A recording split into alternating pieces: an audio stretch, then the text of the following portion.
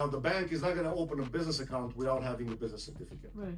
It is a little bit of a stretch at first because it's $500 there and $30 there, and some time to do that. And some, it's just the price of business. It's again, I didn't know about the whole business certificate, and I opened a sole proprietorship.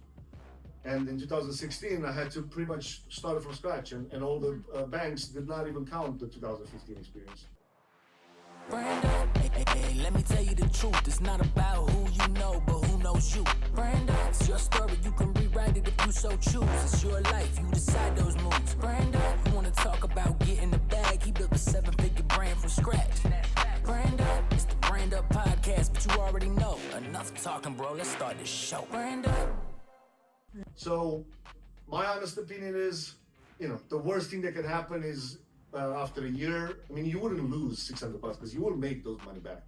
Mm-hmm. It's just, it's more like deciding, all right, I'm gonna go all in and do this, and then I'll decide later, or based on my ability to do certain things, if I want to do something else. And then, by the way, when you do the LLC, don't stress too much about not having the full business name yet, because you can always do a DBA. It's called doing business as. You can add and change as many times as possible. Let's say you do one Cape Cod Lashes LLC. That's just the legal name. Meaning, let's say it takes you 2-3 days to go to ChatGPT and do the research and whatnot, and then you realize all the names are taken and you get frustrated. Don't let that stop you, right? Because you can always add the DBA. It's an extension of the actual business, and you can we changed it 3 times until we got to this name. It was Limitless Beauty, and then it was Limitless. First time was Limitless, but then it was Limitless Beauty, and then Limitless Lashes. So it's it doesn't start with the best version. So it's don't stress too much about it. So tax ID, and then once you have all of those, let Cosmina know. I'll put you in touch with the guy that handles all my insurance policies. How much do you pay? $200-300 a year? $200 a year for $1 million in liability. Even though especially because you rent the place where you stay now. Now, yes, for now. So even more in that case, because God forbid something happens, a client comes to your place, they slip and break a leg or something like that, you don't want the liability to be on you personally. If you put your address on the insurance policy, it's the business that can go after. So when you create all of this that I told you, you create an entity separate from yourself that doesn't allow someone, like if God forbid something happens, they don't come to get your car, or they don't come to get, let's say you own a house or whatever in Cape Cod.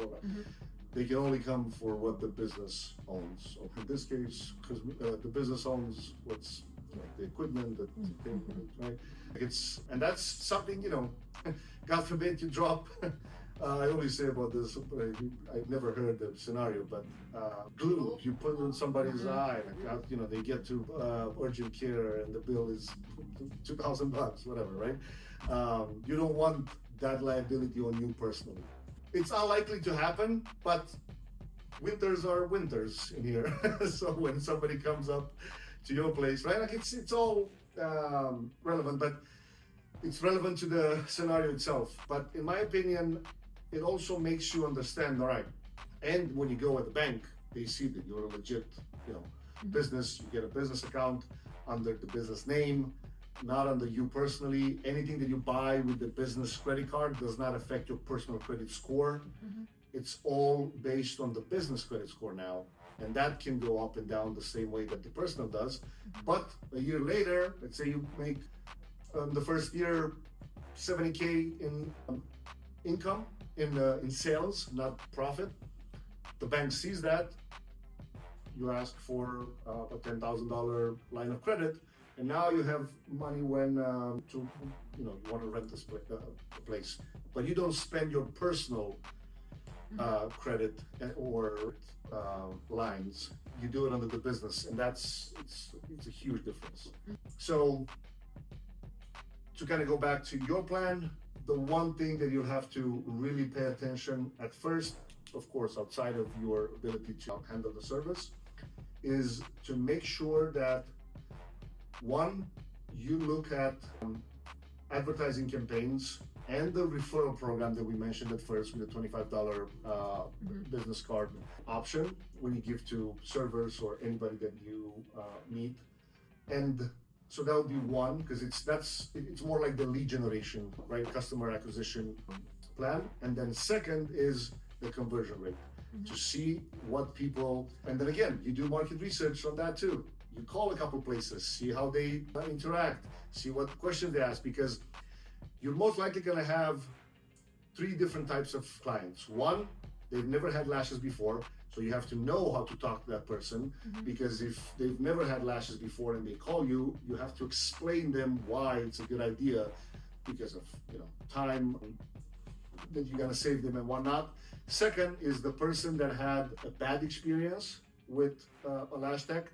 So now that person comes with a negative annotation on the whole thing. Now you have to change their opinion. And the best way to change it is, of course, reviews and ideally video testimonials. Some of the girls that will come at first, ask them for a video testimonial. And then third would be the person that didn't have a bad experience, but they just had their lash tech leave the state. Maybe they're God forbid sick or whatever, so they might come once in a while with you, but it's still a valid type of clientele that you have to remember, that you still have to nurture them. And then the people that don't convert at first, don't be afraid to send them a text a couple days later and ask them, hey, by the way, do you know that we have first weekend of the month offer for an additional $10 off? Or, hey, do you know somebody, and you can still get $25. Even if they didn't end up coming, they can still make $25 if they recommend to somebody, right? So it's a process that just has to be followed for you to also find your voice when you sell. The most authentic and to not feel salesy at all is to have your content, the videos and the photos and the reviews, do most of the selling. That's why when a friend recommends you a client, that person comes sold like 98% of the times. You don't do any selling. But when somebody comes from Google or Instagram and they've never had an interaction with you, you kind of have to put the sales hat on and understand, well, this person is different than Danielle that came last week from my cousin's wedding, whatever, right? Don't, let's say at first you have a lot of, high percentage conversions coming from referrals, and then you start the online campaigns and you see a drop. Don't think like, oh, I suck at this, I shouldn't be. No, it's normal. Like, these people don't know you. They've never had an interaction with you. It's just your job is now to, how did you end up going to Cosmina's Instagram? Did she tell you, follow me on Instagram so you can see? It is, yeah. So she has all the account, but not everybody will go to Instagram to follow. So that's why I'm asking just to. Maybe we're just lazy. No, not a lot of people go. But if you make a really good job at sharing your behind the scenes on Instagram, push people to go from, even though they find you on Google, tell them, hey, by the way, go to my Instagram and see what happens or to see more clients of mine. Some people just want to have reinforced the way that it's a good idea to come to you. It's a good choice that I come to your place, right? And then you see other people, and then that's how the video testimonials do a lot of the sales job for her, because it's one thing for you to talk good about yourself or your business in this case, but it's a whole different thing for someone else to say their experience. Because now, if you want something, you want to get certified and you want the diploma, seeing somebody else having it, now you see yourself in their shoes. So it's the same way for you. And then again, not everybody will be okay with being on camera and leave reviews or testimonials, and that's fine too. All right, I don't want to make this too painful. Any end of the session questions?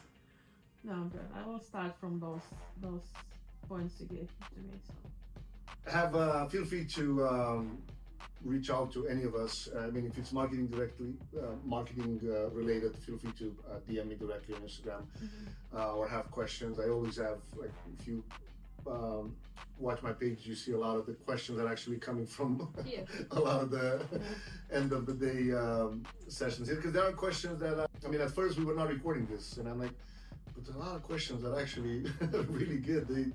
We should record these because. what do we ask you? What was the most common question you asked? When is the right time to raise my prices? When But that, you we can, talked about it. but that's typically the number one, and then it depends on what level every student is in terms of how, you know, some people, like in your case, you might have a lot of questions after you start. You know, after you start all of this, and then you're like, oh, how do I, like on Instagram, how do I do whatever? How do I start the first campaign, or how do I, you know, like all kinds of questions. But when is the right time to raise my prices? When it's the right time to move from a living room to a actual salon? Which one is, if it's one platform only to run ads, which one that is? Questions about Facebook or Instagram?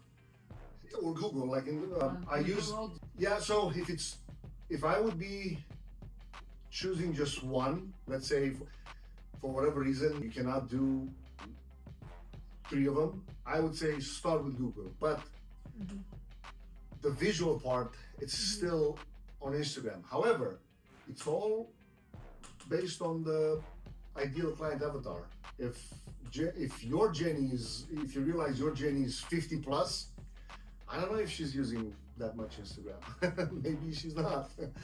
But it's just the idea. At first, all right, you start with one, let's say. But nowadays, like, you have to be, like, people have, if your competitors all have, or even if they don't, in order for you to acquire a lot more clients that, you know, might want to go to them, but they can find them on all these other platforms. And by the way, on Facebook, you don't even have to post, because it's, if you connect Instagram with Facebook page, and every time you post on Instagram, it's automatically shared to Facebook. So it's, you don't do any extra work. And even when you, remember what I said at the beginning, start a Pinterest account, start the YouTube channel, even if you don't post, just to be able to have all the links with the same business name, because that will have an impact on how Google sees you, especially at first, because you have no history. Good? Thank you. I'm sure, I don't doubt that you'll do a great job. It's just, in my opinion, you shouldn't expect it to be easy. You should expect it to be simple to implement. But shouldn't because if it would be easy, everybody would do it, right? Like it's just that simple to think about. Brand up,